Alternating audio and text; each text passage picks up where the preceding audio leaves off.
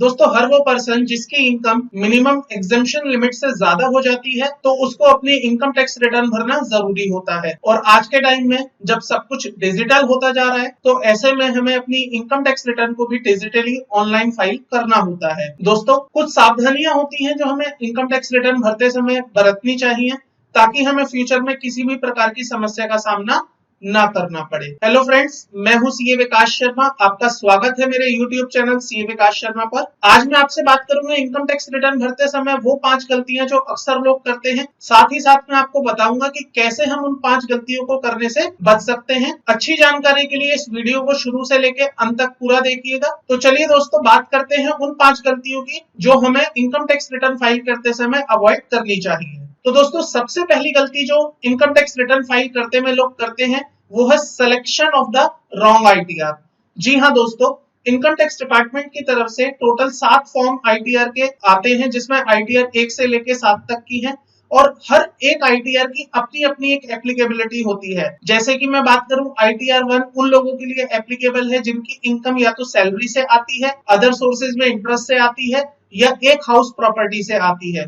तो अगर आप अपनी आईटीआर सेलेक्ट कर रहे हैं और आपने इन एप्लीकेबिलिटीज का ध्यान नहीं रखा तो ये आपके लिए गलत हो जाएगा। दूसरा, आईटीआर 2 उन लोगों के लिए एप्लीकेबल होगी जो कैपिटल गेन की इनकम में कवर होते हैं। सिमिलरली दोस्तों आईटीआर 3 उन लोगों के लिए एप्लीकेबल है जो बिजनेस क्लास कैटेगरी में कवर होते हैं। ऐसे ही आईटीआर 4 प्रेजेंटिव टैक्सेशन सिस्टम वालों के लिए है, आईटीआर 5 फर्म्स और एलएलपी के लिए है and ITR 6 is for the companies and ITR 7 जो हमारी होती है दोस्तों वो उन पर्संस के लिए होती है which are not covered under ITR 1 to 6, जैसे कि हम कह सकते हैं political parties, charitable trust and etcetera person. हमें ध्यान रखना होगा दोस्तों आईटीआर का सिलेक्शन हम सही करें ताकि हमें किसी भी प्रकार की फ्यूचर में कोई प्रॉब्लम ना हो। दोस्तों दूसरी जो गलती अक्सर लोग करते हैं वो है not disclosing all the sources of income.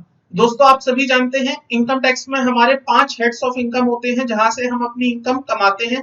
सबसे पहला हेड दोस्तों सैलरी, उसके बाद आता है हाउस प्रॉपर्टी, तीसरे नंबर पर आता है दोस्तों हमारा कैपिटल गेन, फोर्थ नंबर पे आएगा profit and gains from business and profession and fifth number पे आता है दोस्तों अदर सोर्सेज।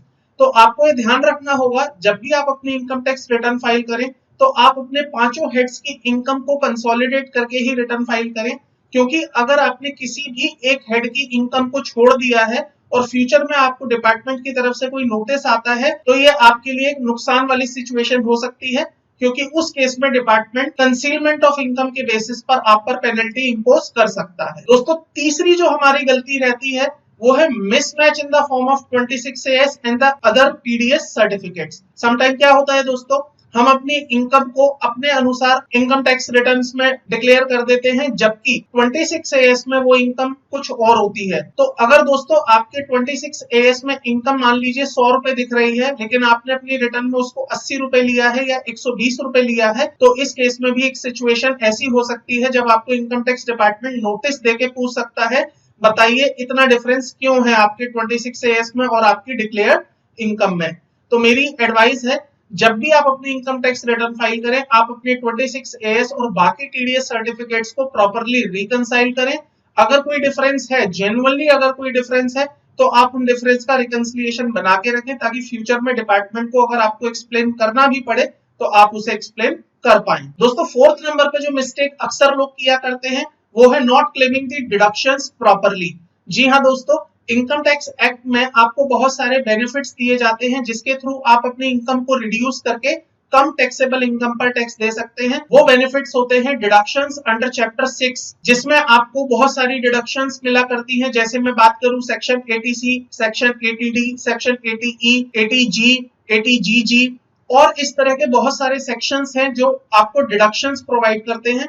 तो यहाँ पर आपको ध्यान रखने वाली बात यह है दोस्तों जब भी आप अपनी इनकम टैक्स रिटर्न फाइल करें आप उन डिडक्शंस का प्रॉपर बेनिफिट उठाएं। जहां जहां आपने कोई इन्वेस्टमेंट की है या कोई एक्सपेंडिचर्स किए हैं जिनके लिए आपको इनकम टैक्स डिपार्टमेंट की तरफ से, इनकम टैक्स एक्ट की तरफ से डिडक्शंस दी जा रही हैं, आप उन सभी डिडक्शंस का फायदा उठाएं। दोस्तों इसके बाद जो 5th नंबर की मिस्टेक अक्सर लोग किया करते हैं व्हाइल फाइलिंग आईटीआर वो रहती है not filing of ITR on time. जी हाँ दोस्तों, ये बहुत बड़ी मिस्टेक है। दोस्तों इनकम टैक्स एक्ट में आईटीआर को फाइल करने के लिए कुछ ड्यू डेट्स दी जाती हैं, उन ड्यू डेट्स के अंदर अगर आप अपनी रिटर्न फाइल कर देते हैं तो आपके ऊपर कोई भी लेट फीस और पेनल्टी नहीं लगती है।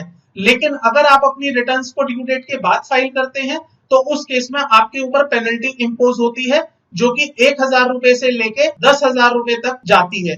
तो ऐसे में दोस्तों अगर आप पेनल्टी से बचना चाहते हैं और बाकी कॉन्सिक्वेंसेस से भी बचना चाहते हैं तो ऐसे में आपको अपनी ITR within due date file कर देनी चाहिए। तो दोस्तों ये थी वो 5 गलतियां जो अक्सर लोग किया करते हैं अपनी इनकम टैक्स रिटर्न्स को लेके, और आपको इन्हीं 5 गलतियों को ध्यान में रखना है जब भी आप अपनी इनकम टैक्स रिटर्न फाइल करें, ताकि आपको फ्यूचर में किसी भी तरह की समस्या का सामना ना करना पड़े। आई होप आपको ये पॉइंट समझ आ गए होंगे। दोस्तों अगर आप मेरी इस वीडियो को पसंद करते हैं तो प्लीज मेरी वीडियो को लाइक करिएगा। अगर आपको मेरी वीडियोस पसंद आ रही हैं और आप मेरे चैनल पर नए हैं तो प्लीज चैनल को सब्सक्राइब कर लीजिएगा।